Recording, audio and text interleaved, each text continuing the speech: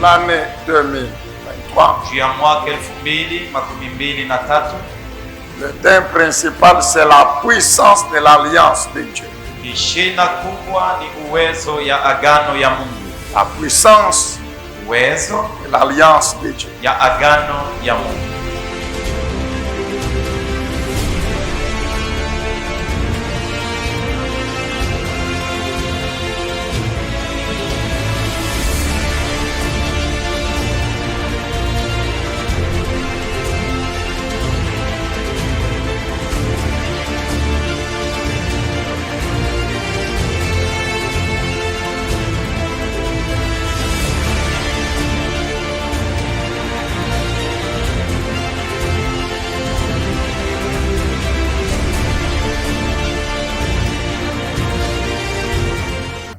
Oui, bien-aimé peuple de Dieu, nous venons de le dire encore dans cette courte prière. Nous continuons à écouter le Seigneur aujourd'hui encore sur ce nouveau thème que nous avons commencé, les 7 attitudes de la vie spirituelle du chrétien. Prenez besoin de vous rappeler rapidement ces 7 attitudes. C'est être étendu, pourquoi? Pour jouir du repos de Dieu. C'est être assis, pourquoi? Pour recevoir l'instruction divine. C'est être debout, pourquoi? Pour continuer à livrer bataille. C'est marcher, pourquoi? Marcher pour pouvoir aller de l'avant. Marcher pour jouir plutôt de la compagnie de notre Dieu. Puis il y a courir pour continuer à bondir, à aller de l'avant. Ensuite il y a sauter pour pouvoir saisir, exprimer la joie. Et enfin s'élever en guise d'exaltation.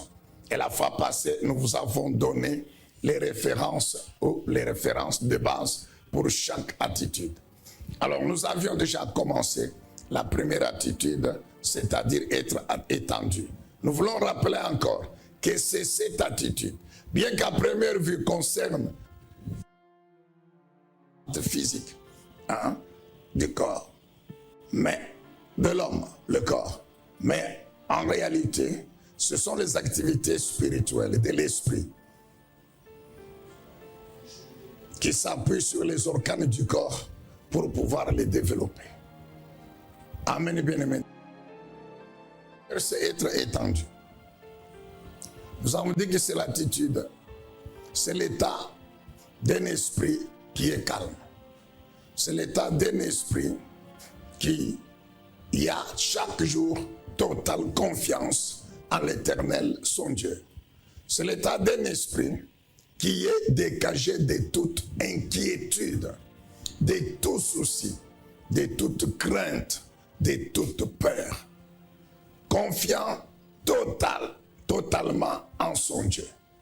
Quand on a confiance en Dieu, en ce moment-là, dans l'esprit, il n'y aura pas de place pour le doute, pour le découragement, pour la crainte, pour la peur, pour les inquiétudes, pour les soucis.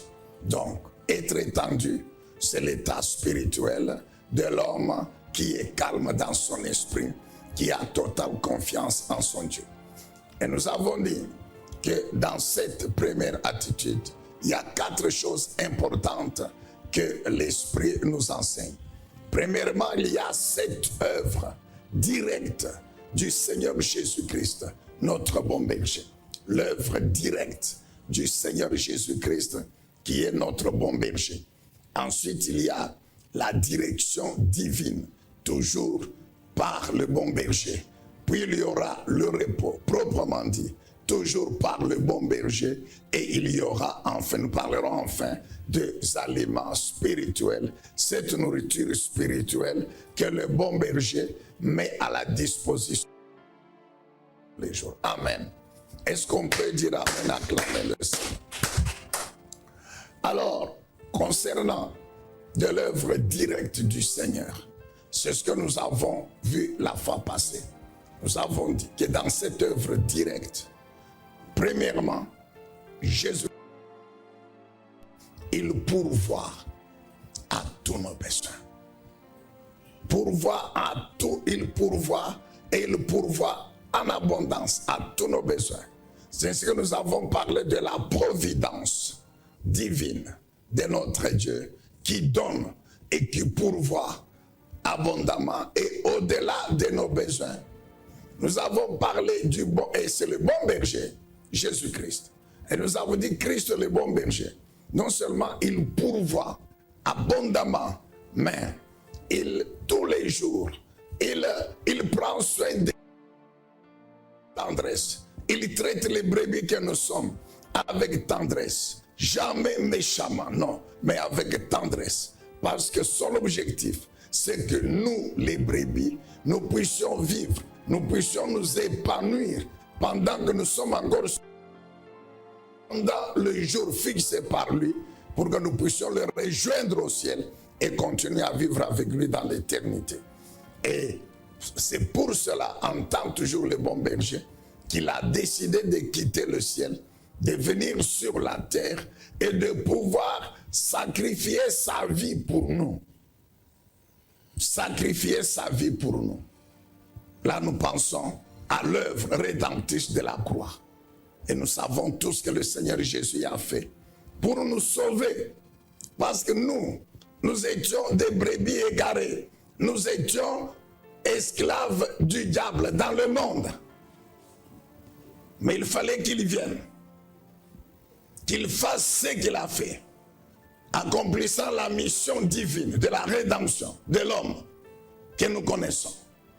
Et tous les jours, le bon berger, il continue à veiller sur nous. Il s'est donc sacrifié jusqu'à mourir pour que notre justification soit complète. Toujours dans son œuvre directe. Nous avons dit que le bon berger, Jésus, il couronne les fidèles. Il y a une gloire qui nous réserve. Cette couronne dont l'apôtre Paul, écrivant à Timothée, lui dit que j'ai combattu le bon combat, j'ai achevé la course, j'ai gagné la victoire. Quelle victoire! Mais c'est la victoire de la vie de sanctification. C'est la victoire de la vie de sainteté. C'est la victoire sur Satan, sur toute œuvre de tentation de l'ennemi. C'est la victoire sur la vie du péché. C'est la victoire par la vie de consécration totale à Dieu. Vie consacrée au service de l'Éternel. Et l'apôtre Paul dit quoi? Maintenant que j'ai fait tout cela, j'attends la couronne. La couronne de gloire que mon Dieu va me donner. Donc le bon berger, il couronne les fidèles. Nous avons dit que le bon berger, il protège les brebis. Toujours dans son œuvre directe, il protège les brebis. Et c'est là que nous avons parlé de la providence divine de notre Dieu qui protège les brebis. Nous avons dit d'abord comment il nous protège. Il abrite son peuple, ses brebis, sous ses ailes. Il les abrite, il abrite le peuple de Dieu. Il nous abrite dans le rocher qu'il est, au temps de la tribulation. Il nous abrite comme étant le refuge dans la tempête. Il nous abrite à l'œuvre de sa main. Il nous abrite sous ses ailes. Il nous protège en nous gardant, les siens que nous sommes ses brebis. Le Seigneur nous garde comme le compagnon de chemin. Souvenez-vous de l'exemple de Jacob, Genèse 28. Le Seigneur qui veille jour et nuit. Notez, Psaume 121, verset 4. Comme le père qui protège ses enfants. Jean 17, verset 11. Le père qui protège ses enfants. Ça, nous aimons. Quelle assurance. Notre Seigneur Jésus-Christ, le bon berger, dans sa prière sacerdotale, avant de quitter la terre, de rentrer au ciel, il a prié. Il a dit quoi? Jean 17, 11. Père, bientôt je vais rentrer vers toi. Je ne serai plus avec les brebis que tu m'as données. Parce qu'elles restent dans le monde. Alors ma prière est que tu les gardes. Écoutez bien ce que notre Seigneur Jésus nous dit encore. Garde-les en ton nom. Ce nom-là que tu m'as donné. Garde-les par la puissance de ton nom. C'est Jésus-Christ qui parle. Il s'adresse à Dieu le Père. Il dit, gardez les brebis, nos brebis là, gardez-les, parce qu'ils restent sur la terre. Gardez-les, Yahweh, par la puissance de ton nom, ce nom que tu m'as donné. Nous n'avons jamais... Jésus vient de Yoshua, en hébreu, qui veut dire Yahweh, l'Éternel. Dieu dit, mon nom c'est l'Éternel Yahweh. Et comme Jésus, c'est son Fils unique, qui est venu sur la terre, engendré par la puissance de son esprit, nous le connaissons. Jésus ne pouvait porter que le nom de Dieu son Père. L'ange a dit à Joseph, l'enfant que ta fiancée va mettre est l'œuvre de la puissance de l'Esprit de Dieu. Tu lui donneras le nom de Jésus, c'est-à-dire le nom de Yoshua en hébreu, c'est-à-dire le nom de Yahweh. Or, Yahweh veut dire l'Éternel qui sauve son peuple. Donc Dieu voulait révéler à Joseph que c'est moi-même, l'enfant là c'est moi-même. C'est moi-même qui viens sur la terre pour sauver l'humanité, en commençant par vous, le peuple d'Israël. Et c'est ça, la révélation que l'ange Gabriel va encore répéter à Marie. Il dit, l'enfant que tu mettras au monde sera appelé le Fils du Très-Haut. L'Éternel Dieu lui donnera le trône de David, son père. Il régnera sur la maison de Jacob éternellement, et son règne n'aura point de fin. C'est pourquoi Jésus, il confirme cela dans la prière sacerdotale.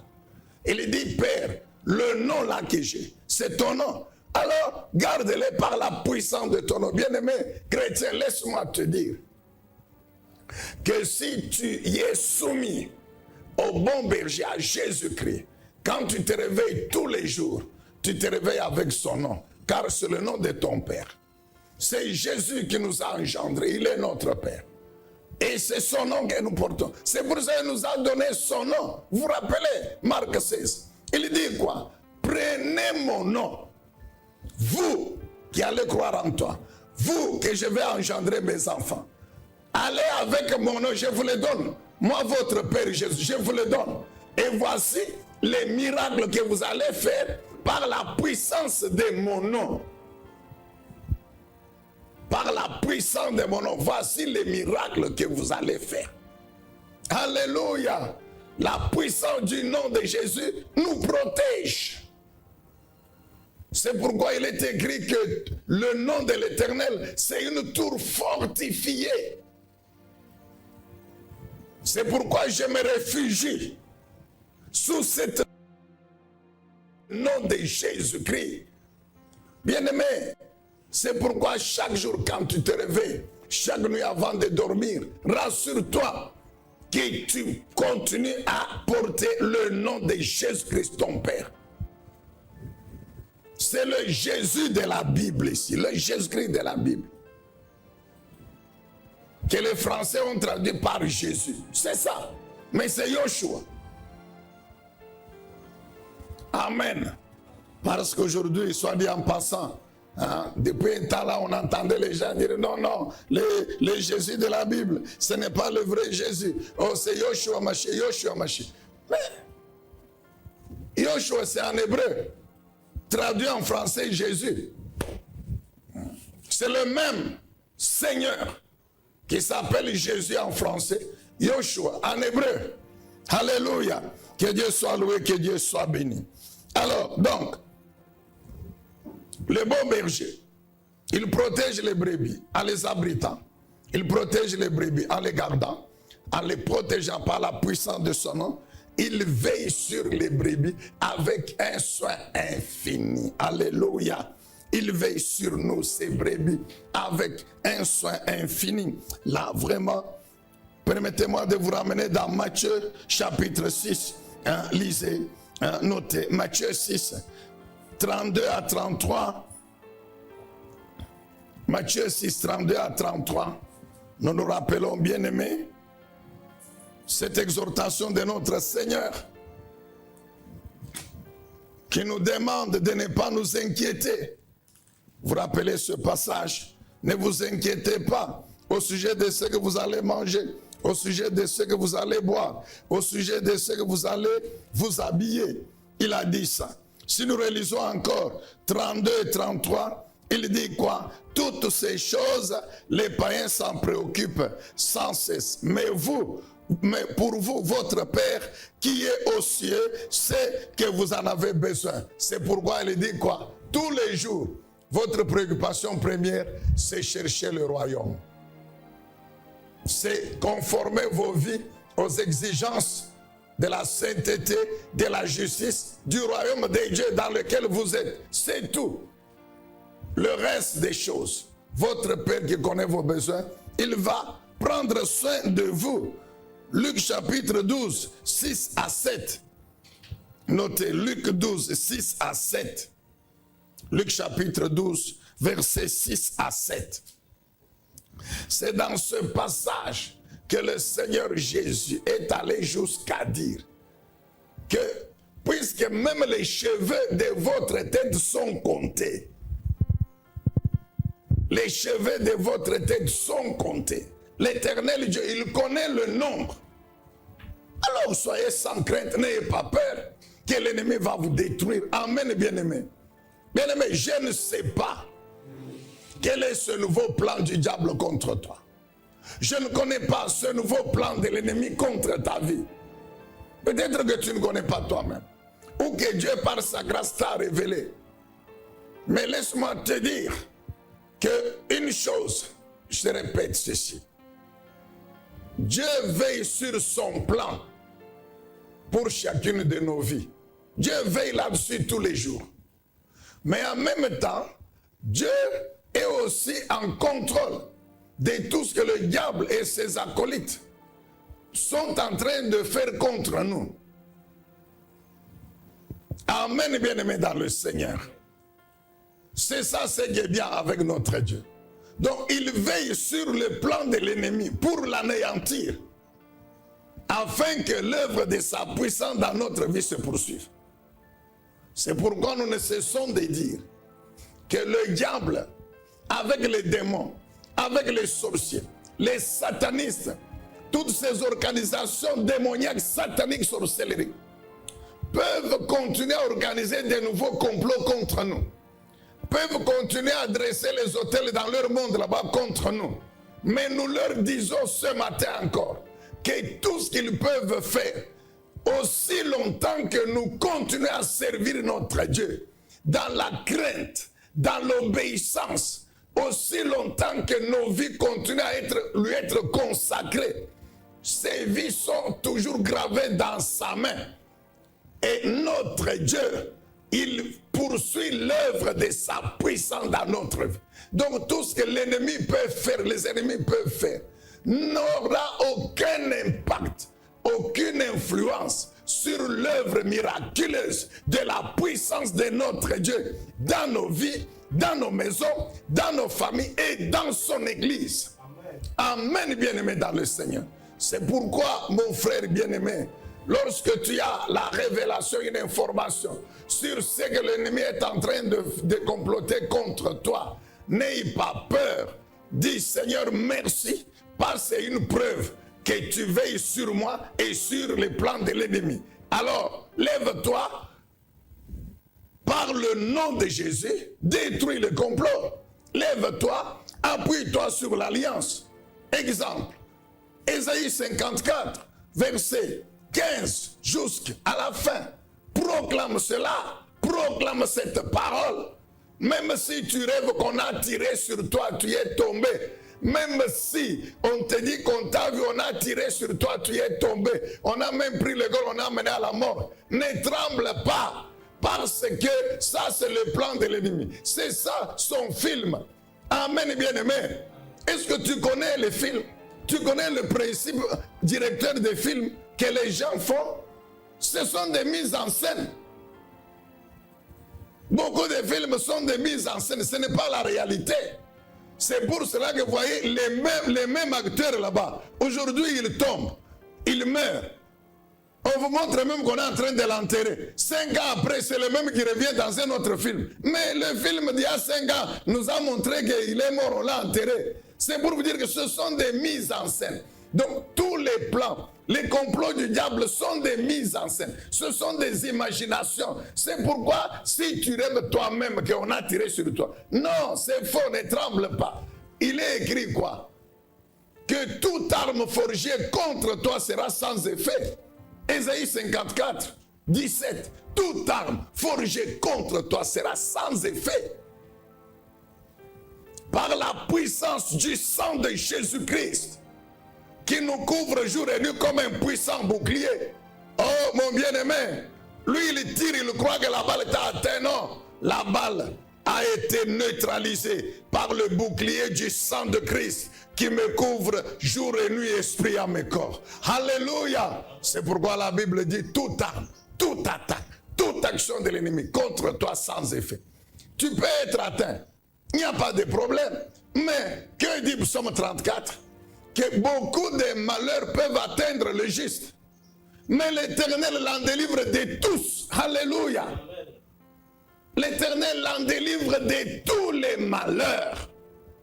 Que Dieu soit loué, que Dieu soit béni. Donc, le bon berger, il veille sur nous avec un soin infini. Il prend soin de nous. 1 Pierre 5, 5 à 7. Il prend soin de nous. Est-ce qu'on peut dire amen, acclamer encore le Seigneur? Prochainement, nous ajouterons, concernant cette œuvre directe, que la providence divine soutient aussi. La providence divine, non seulement elle donne et pourvoit, non seulement elle nous protège, mais elle nous soutient dans tous les combats, dans les temps bien-aimés, dans les temps difficiles. C'est pourquoi nous t'avons dit ceci. Prie le Saint-Esprit pour qu'il te renouvelle la capacité tous les jours de développer les 7 attitudes spirituelles, en l'occurrence, être étendu. Alléluia, amen. Car vous voyez que nous sommes encore à la première activité. Première attitude, être étendu. Mais regardez tout ce que nous disons ici. C'est le cortège de bénédictions, mon frère. C'est le cortège de bénédictions. Dans la bénédiction de notre Dieu, il n'y a pas que la pourvoyance aux besoins, mais il y a la protection, c'est important. Il y a le couronnement final. Il y a le soutien. Ah, mon Dieu. Amen, bien-aimé dans le Seigneur. Que Dieu soit loué, que Dieu soit béni. Après, nous sommes toujours dans la première attitude, être étendu. Premièrement, l'œuvre directe de Jésus en tant que bon berger. Aujourd'hui, pour terminer, nous passons à la deuxième activité, c'est-à-dire la direction divine. Le bon berger, parmi ses œuvres, il y a la direction divine. Bien-aimé, note que le bon berger, notre Seigneur Jésus-Christ, tous les jours, dans sa responsabilité, il conduit les brebis. Il conduit les brebis tous les jours. Il les conduit là où il y a la nourriture. Il les conduit là où il y a de l'eau. Il conduit les brebis, c'est-à-dire quoi? Tous les jours, Jésus-Christ, le bon berger, il nous conduit, nous les brebis, partout où il y a la bénédiction. Il nous fait marcher sur son chemin. Alléluia. Il nous fait marcher sur son chemin, sur ces voies qu'il a tracées. Parce que prenez besoin de vous rappeler que la bénédiction de notre Dieu et tout ce qu'elle comporte se trouve sur les voies que Dieu a tracées. Laisse-moi te rappeler encore aujourd'hui, qu'on ne te trompe pas par quelqu'un que non, moi je te parle en tant que prophète. Très bien, si réellement il est le véritable prophète de Dieu, s'il est le véritable prophète de Dieu, alors il doit te dire que la bénédiction de Dieu se trouve sur ses voies à lui. Ce sont seulement ceux qui marchent sur le chemin tracé par l'Éternel qui entrent en possession de sa bénédiction. Notre Dieu n'a pas changé. La promesse peut être là. La prophétie peut être là. Mais il y a un chemin sur lequel se trouve l'accomplissement de cette prophétie. Si tu marches en dehors de ce chemin, tu ne verras jamais la promesse s'accomplir dans ta vie. Ils sont sortis nombreux de l'Égypte. Mais ceux qui ont refusé de marcher sur la voie qui menait à Canaan sont restés dans le désert. Et la voie qui menait à Canaan, laisse-moi te rappeler, ce n'est pas le chemin là qui est tracé dans les cartes. Non. Cette voie, elle est spirituelle. Elle est tracée par les lois, les commandements de Dieu. Ce sont ceux qui ont obéi aux commandements de Dieu qui ont pris possession de Canaan. Tous ceux qui ont désobéi à Dieu sont restés dans le désert. Mais ils avaient la promesse quand ils sont sortis de l'Égypte. Amen, bien-aimés dans le Seigneur. Donc, le bon berger, dans sa mission pour nous, ces brebis, c'est nous conduire sur le chemin sur lequel il y a la bénédiction. C'est nous faire marcher sur la voie sur laquelle il a placé la bénédiction. Alléluia. Il nous fait marcher sur le chemin où il y a la victoire. Il nous fait marcher sur le chemin où il y a notre réussite, notre succès. Il nous fait marcher sur le chemin où il a déjà placé notre héritage. En ce moment-là, il est devant nous. Il est devant nous. Allons dans l'ancienne alliance. Ésaïe 44, 45. Ésaïe 45, le premier jusqu'au 3e verset. C'est cette prophétie de l'Éternel Dieu concernant Cyrus, le roi perse. Cyrus le grand. Nous connaissons, vous n'avez qu'à relire Esdras, etc. Vous allez comprendre. Mais qu'est-ce que Dieu dit sur cet homme qui n'était pas encore né? Mais Dieu annonce déjà que cet homme va exister sur la terre.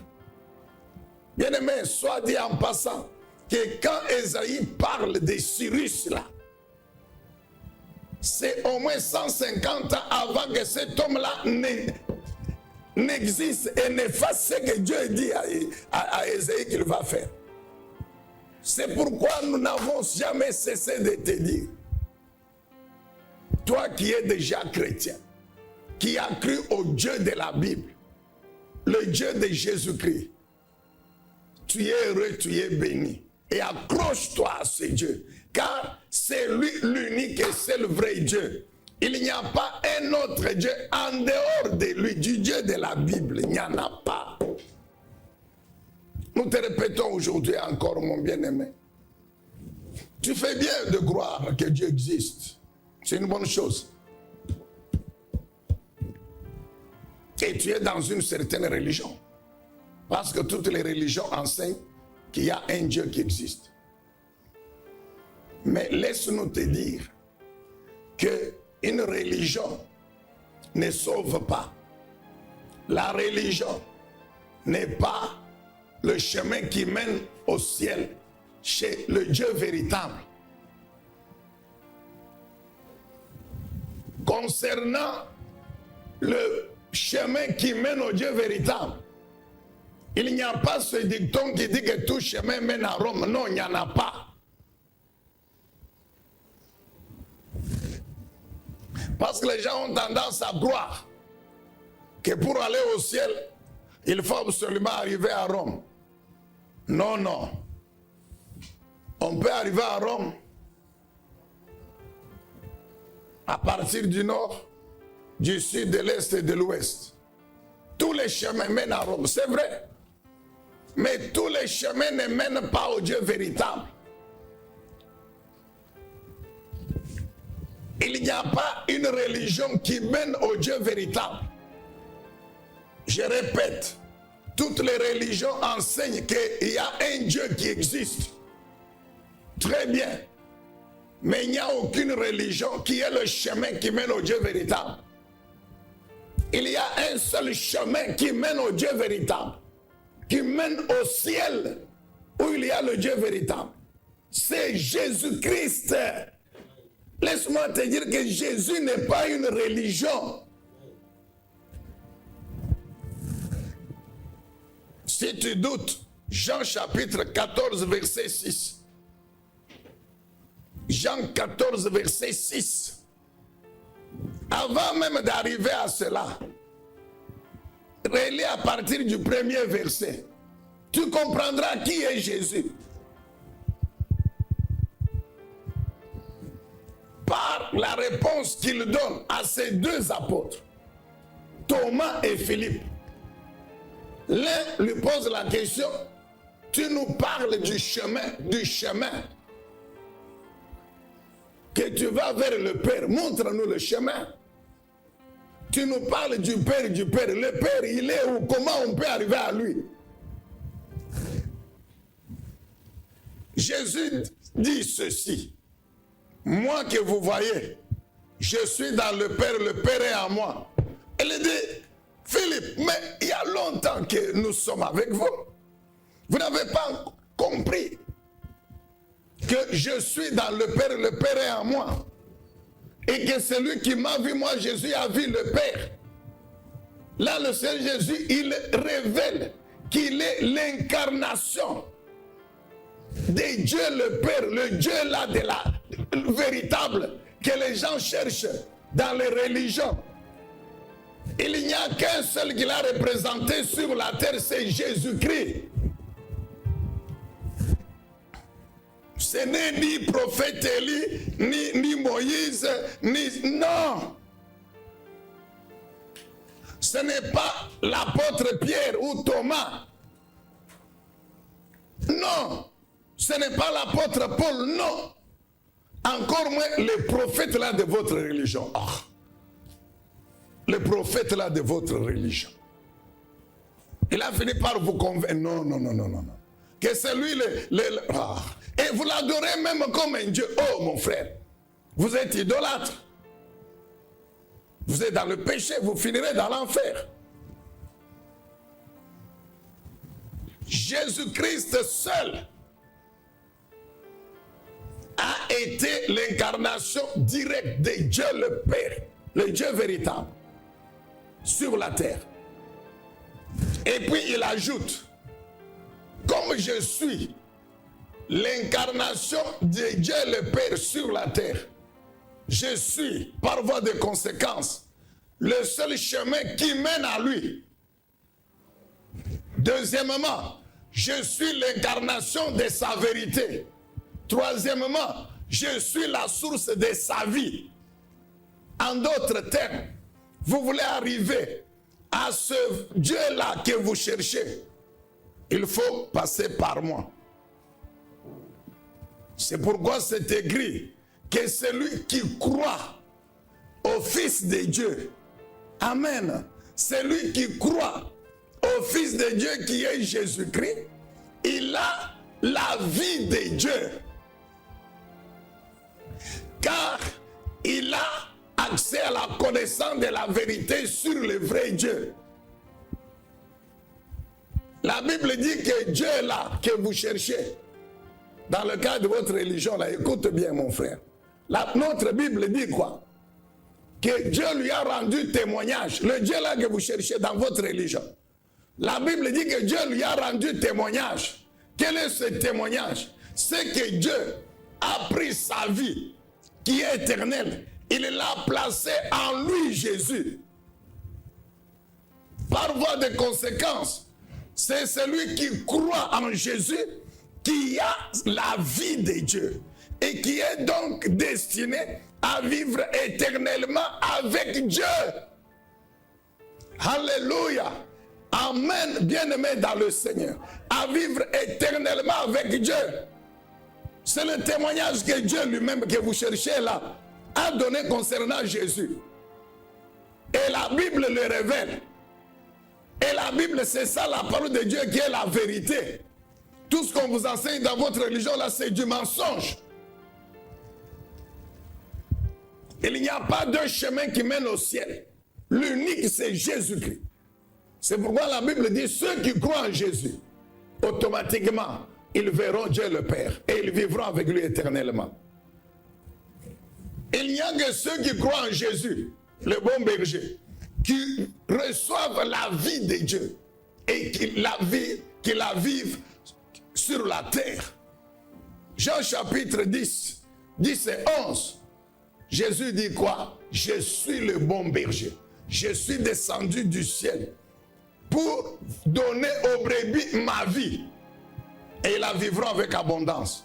Laisse-nous te rappeler aujourd'hui encore. C'est quelle vie que Jésus le bon berger donne aux brebis? C'est la vie de Dieu qu'il a ramené du ciel. Jésus vient du ciel. C'est la vie de Dieu qu'il a ramené là du ciel. Et il a vécu cette vie sur la terre comme un homme, esprit, âme et corps. Comment? Par rapport à la parole de Dieu et au Saint-Esprit. Car Dieu, la Bible déclare que Dieu a pris sa vie, il l'a mis dans sa parole. Et Jésus, homme sur la terre, il vit la vie de Dieu en pratiquant la parole de Dieu, en conformant sa vie à la parole de Dieu et en se soumettant à l'Esprit de Dieu qui lui a donné la puissance de vivre cette vie et d'accomplir la mission de rédemption. Amen, bien-aimé dans le Seigneur. C'est pourquoi Jésus dit, moi Jésus, je suis le seul chemin qui mène au vrai Dieu. Je suis l'incarnation de la vérité de ce vrai Dieu et je suis la vie de Dieu. Oh, je croyais que les chrétiens allaient acclamer le bon berger, Jésus-Christ. Alors, maintenant, le bon berger, sur la terre, il conduit les brebis. Je vous le répète, je ferme la parenthèse là. Il conduit les brebis, nous continuons. Sur le chemin que Dieu a tracé. Le Dieu de la Bible. Ce Dieu qui avait tracé le chemin devant Cyrus. L'unique et seul vrai Dieu, c'est le Dieu de la Bible, mon frère. Quand il annonce par Ésaïe la venue dans le monde de Cyrus, je te répète, c'est au moins 150 ans avant que l'homme là n'existe sur la terre. Et quand vous lisez Esdras, la Bible confirme que quand le temps était accompli, le même Cyrus a existé. Et la mission que Dieu avait révélée à Ésaïe, il l'a accomplie pour son peuple d'Israël. Que Dieu soit loué, que Dieu soit béni. Alors, Christ, le bon berger, n'est plus sur la terre. Mais qui conduit les brebis? Sur ce chemin où il y a la bénédiction de Dieu. Sur ces voies où il y a la victoire, où il y a la guérison, où il y a la délivrance, où il y a la prospérité. C'est le Saint-Esprit de Jésus-Christ. Alléluia. Jean chapitre 16.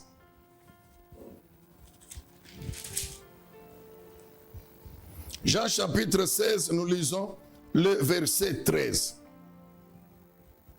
Quand l'Esprit de vérité sera venu. Jean 16, 13. Quand l'Esprit de vérité sera venu, il vous conduira dans la vérité tout entière, car il ne parlera pas de lui-même, mais tout ce qu'il aura entendu, il le dira et il vous annoncera les choses à venir. Il manifestera ma gloire, car il puisera dans ce qui est à moi et vous l'annoncera. Amen, bien-aimé dans le Seigneur. Donc je disais que maintenant que Jésus-Christ n'est pas physiquement sur la terre, mais le Seigneur Jésus continue à être au milieu de son peuple, ses brebis, à les conduire, à les faire marcher sur le chemin tracé par notre Dieu au travers du Saint-Esprit. C'est pourquoi quand vous lisez Jean 14, Jésus avait dit quoi? Quand je vais partir, je prierai le Père pour qu'il vous envoie le Saint-Esprit qu'il avait promis. Il avait dit, il vous rappellera toute la parole que je vous ai enseignée. Il dit ici, il vous conduira dans la vérité. La vérité, c'est la parole de Dieu. C'est la parole de Dieu qui est la vérité. Elle est en même temps la lumière qui nous montre le chemin à suivre. Amen, bien-aimé. Qui nous révèle la volonté de Dieu. Qui continue à nous révéler, à nous rappeler ce que Dieu attend de nous. C'est elle-même la parole qui continue à nous révéler ce que Dieu entend aussi faire de nous et dans nos vies. Alléluia. Et c'est le Saint-Esprit qui nous révèle cette parole, qui nous enseigne cette parole, qui nous prêche cette parole, comme maintenant, aujourd'hui encore. C'est le Saint-Esprit. C'est vrai, tu me vois, toi qui es devant la télévision, ou tu es en train d'entendre ma voix à la radio. Mais ce n'est pas moi, le pasteur Zacharie, c'est le Saint-Esprit. Et j'ai la conviction dans mon esprit que réellement c'est lui. Et si tu doutes, il te prouvera que ce n'est pas moi, c'est lui. Et que moi je ne suis qu'un instrument, un canal qu'il utilise. Amen, bien-aimé dans le Seigneur. Que Dieu soit loué, que Dieu soit béni. Donc c'est le Saint-Esprit. Mais à condition que tu sois une brebis obéissante. Alléluia. Le Saint-Esprit de Jésus, il ne conduit que les brebis obéissantes. Si nous entrons dans Psaume 23, verset 2, la Bible dit quoi? Psaume 23, 2, que tous les jours, le bon berger, il conduit les brebis là où il y a le pâturage. Après, il les conduit là où il y a de l'eau. C'est l'image que tous les jours, le bon berger, il nous conduit sur la voie droite, sur la voie de justice. C'est ainsi que si vous lisez, toujours dans le Psaume 23, vous lisez, si nous allons dans le Psaume 23,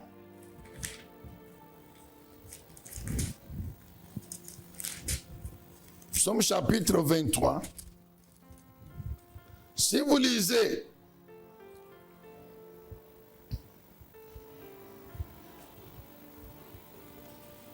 le verset 3, le verset 3 dit quoi?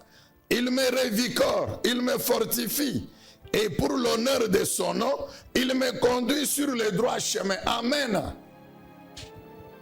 Pour l'honneur de son nom que je porte, que nous portons nous ces brebis, chaque jour, le bon berger nous conduit sur le droit chemin, sur le sentier de la justice. Il nous fait marcher sur les voies de la justice. Les voies de la justice, c'est encore quoi? Mais ce sont les voies qui nous montrent la volonté de Dieu. Tous les jours, les lois de Dieu sont devant nous. Et quand nous mettons en pratique les lois de Dieu, nous accomplissons la volonté de Dieu. Et en accomplissant la volonté de Dieu, nous marchons sur les voies de la justice. Prenez besoin de vous rappeler que le pâturage dont il est question au verset 2 de Psaume 23, les eaux dont il est question au verset 2, ne sont pas n'importe où. Le pâturage et les eaux représentent ce dont nous avons besoin pour vivre sur la terre. Et cela ne se trouve pas n'importe où. Le bon berger a mis ça sur les voies de la justice de Dieu. Et donc ce sont les brebis qui lui obéissent en marchant sur ces voies de la justice. Ce sont ces brebis-là qui trouveront le pâturage, qui trouveront les eaux. Amen, bien-aimés dans le Seigneur. Donc ce sont ces brebis-là qui bénéficieront de la pourvoyance du bon berger à tous leurs besoins. Quand il faut les protéger, la protection est là. Quand il faut combattre pour eux, Dieu le fait et leur donne la victoire. C'est clair, mon bien-aimé. Et que le Saint-Esprit t'aide à comprendre cela. Et c'est le Saint-Esprit, c'est ça son rôle. C'est de faire marcher les brebis de Jésus-Christ sur les voies de la justice de Dieu. Quand nous lui sommes obéissants, il nous donne la capacité de vaincre le péché, d'accomplir les lois. Quand nous accomplissons les lois, les commandements de Dieu, automatiquement nous triomphons sur le péché. Alléluia. Amen, bien-aimé dans le Seigneur. Toujours dans la direction divine. Note un peu ce verset ici. Psaume 32, verset 8. Psaume 32, verset 8. Ésaïe 48, verset 15 à 17. Je reprends. Psaume 32, verset 8. Ésaïe 30, verset 21. Ésaïe 48, 15 à 17.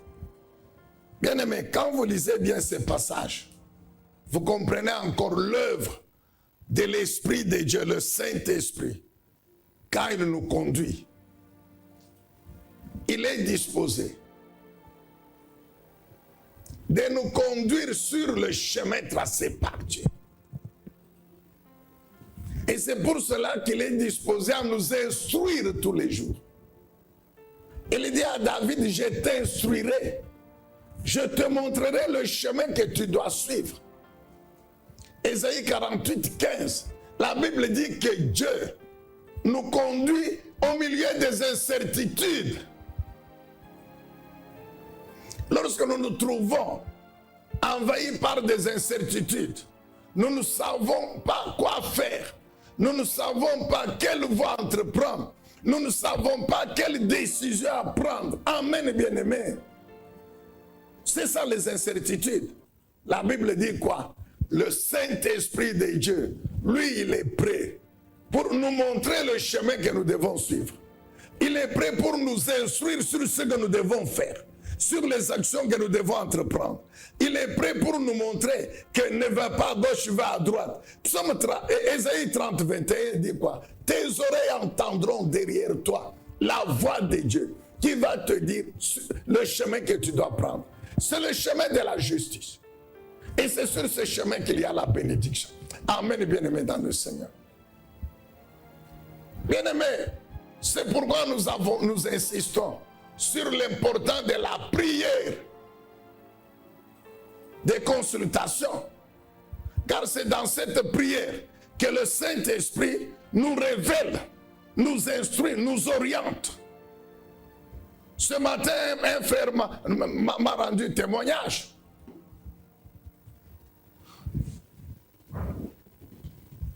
Dans sa vision à lui, il voit Dubaï. Nous lui avons dit, va prier Dieu. Que le Saint-Esprit te révèle, est-ce que réellement tu dois aller à Dubaï maintenant? Il a prié sincèrement. Et le Saint-Esprit lui révèle que ce n'est pas à Dubaï qu'il doit aller, il doit aller à Kinshasa. Amen, bien-aimé dans le Seigneur. C'est comme ça. Ésaïe 48, 17, Dieu dit quoi? Je t'instruirai pour ton bien, pour ton bonheur. Je vais t'instruire, te montrer le chemin que tu dois suivre. Je vais t'instruire, te montrer la voie sur laquelle tu dois marcher. Car c'est sur cette voie-là que moi j'ai mis la bénédiction, que moi j'ai mis la victoire, que moi j'ai mis le succès, moi ton Dieu. Alors invoque-moi, je vais te répondre. Jérémie 33, mon frère. Invoque-moi, je te répondrai. Le chemin que tu dois suivre, je te conseillerai. Mes regards sont sur toi. Alléluia. Amen, bien-aimé dans le Seigneur. Que Dieu soit loué, que Dieu soit béni. Nous parlons sur la direction divine du bon berger par le Saint-Esprit. Et vous comprenez bien que cette... Amen, bien-aimé. Vous comprenez que c'est pour nous bénir, non? C'est pour nous, notre bénédiction.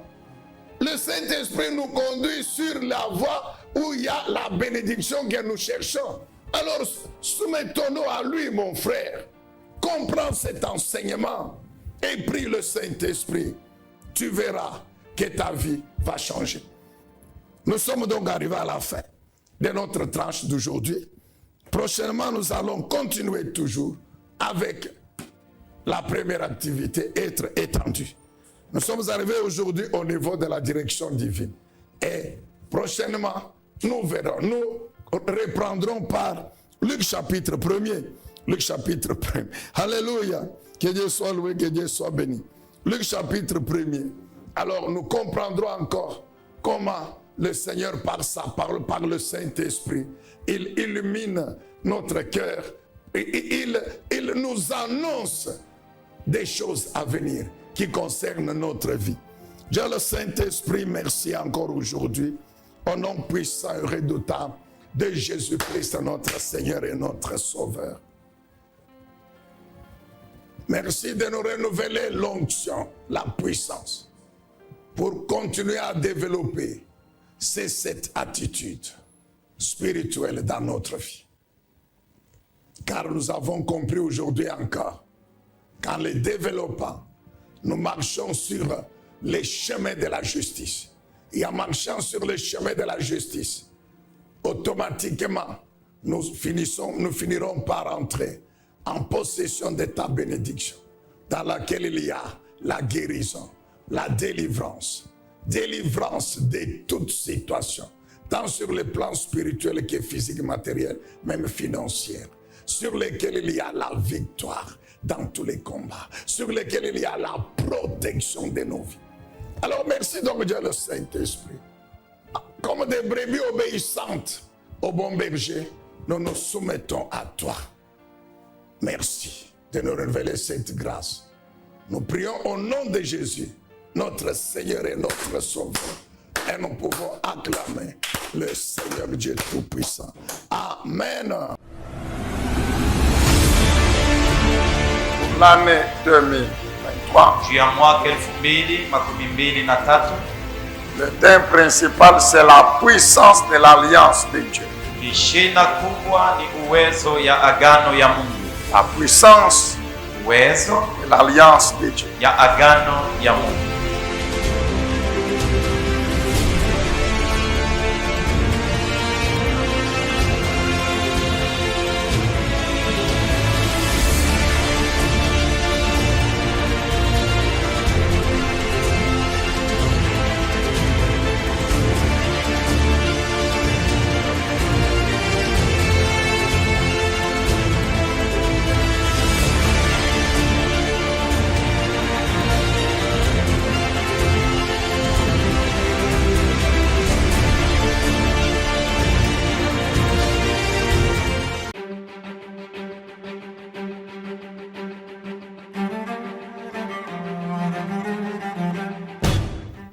Dieu dit quoi? Quand vous apportez les dîmes dans leur totalité, les dîmes vraies, à la maison du trésor, à l'église, vous apportez les dîmes en totalité à l'église et non pas à la montagne où quelqu'un s'élève, il vous donne une prophétie dont vous n'avez même pas encore vérifié auprès de Dieu. Si c'est vrai ou faux, vous sortez la dîme et vous commencez à lui donner à la montagne. Ou bien vous commencez à distribuer comme à la montagne, il y a maintenant beaucoup de prophètes. Donc vous avez réparti déjà votre dîme en 5 parties. Chaque partie réservée à un des prophètes que vous allez rencontrer sur la montagne. Non, Dieu dit apportez les dîmes dans leur totalité à la maison du trésor, à l'église. À l'église, il y a le pasteur, le père spirituel que Dieu a établi à l'église. Où vous amenez votre dîme, vous mettez dans le panier, ou vous la remettez directement entre les mains du pasteur. Il a un bureau, il est à l'église. C'est lui qui représente l'église que Dieu a établi à la tête de l'église. La dîme n'est pas donnée à la montagne. La dîme n'est pas à distribuer. Vous la partagez en 5-6 parties, puis vous distribuez comme les gens parlent des pères spirituels. Vous vous rappelez, non? Il y a 20 ans, qu'Ethel m'avait baptisé, allez, c'est mon père spirituel, vous voulez envoyer une partie. Puis vous vous rappelez qu'il y a quelqu'un qui vous avait donné une prophétie, vous lui envoyez. Non, bien aimé dans le Seigneur. Malachie 3, 10 à 12. Alors qu'est-ce que Dieu dit? Quand vous amenez vos dîmes dans leur totalité, moi Dieu, je vous ouvre les écluses du ciel, les fenêtres du ciel, et je répands ma bénédiction en abondance sur vous.